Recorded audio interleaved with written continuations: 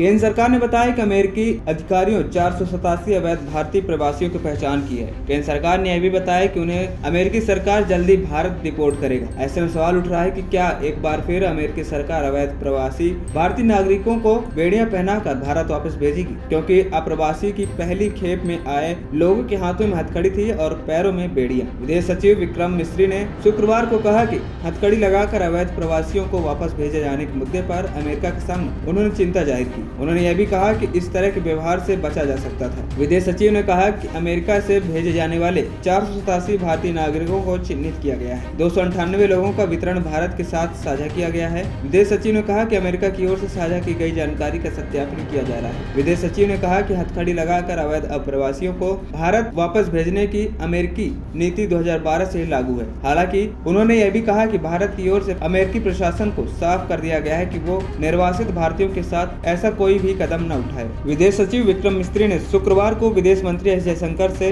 सदन में दिए बयान का हवाला देते हुए कहा कि विदेश मंत्री ने मानक संचालक प्रक्रिया की जानकारी दी है। उन्होंने कहा कि विदेश मंत्री ने सदन में बताया कि अमेरिका में इस तरह का कानून साल 2012 से ही लागू है। उन्होंने कहा कि भारत अमेरिकी अधिकारियों में यह साफ साफ कह चुका है कि भेजे जाने वाले प्रवासियों के साथ कोई दुर्व्यवहार न किया जाना चाहिए। अगर ऐसा होता है तो हम मुद्दे को उठाते रहेंगे। बता दें 5 फरवरी को अमेरिकी सेना के विमान C-17 के जरिए 104 भारतीय प्रवासियों को भारत वापस भेजा गया था। 35 घंटे के सफर के बाद सभी भारतीय अपने देश पहुंचे थे। इन लोगों को हाथों में हथकड़ी और पैरों में बेड़ियों से जड़कर भारत वापस लाया गया था। ANP टाइम्स की रिपोर्ट।